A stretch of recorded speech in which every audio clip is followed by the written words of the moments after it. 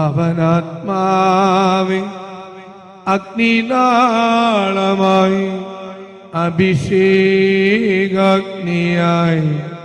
എഴുന്നള്ളുക. വരിക,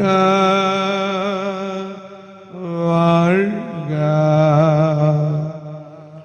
ആത്മാവിൻ മാധുര്യമേ,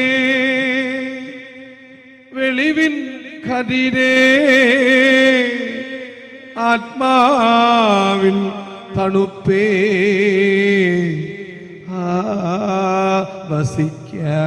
ഈശോയിൽ അനുഗ്രഹീതരായ മക്കളെ, പ്രഭാഷകൻ 20:3 കുറ്റം ഏറ്റുപറയുന്നവന് ശിക്ഷ ഒഴിഞ്ഞുകിട്ടും.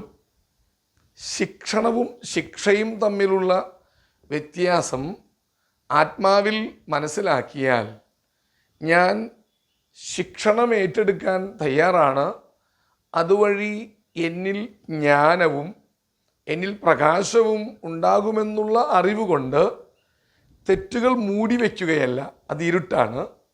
കുറവുകൾ മറച്ചു പിടിക്കുകയല്ല, അത് വെളിച്ചത്തിലേക്ക് വരാനുള്ള മടിയാണ്, അലസതയാണ്.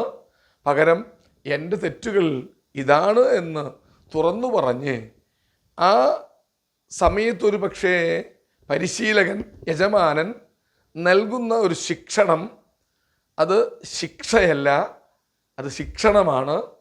ലഭിക്കുന്ന ശിക്ഷണത്തിൽ വേദനയുണ്ടെങ്കിൽ തന്നെ കുറ്റമേറ്റു പറയുന്നവന് ശിക്ഷ കുറയും, പകരം ശിക്ഷണം ലഭിക്കും, പ്രകാശിതനാകും. ഹല്ലേലൂയ, ആവേ മരിയ, ആമേൻ.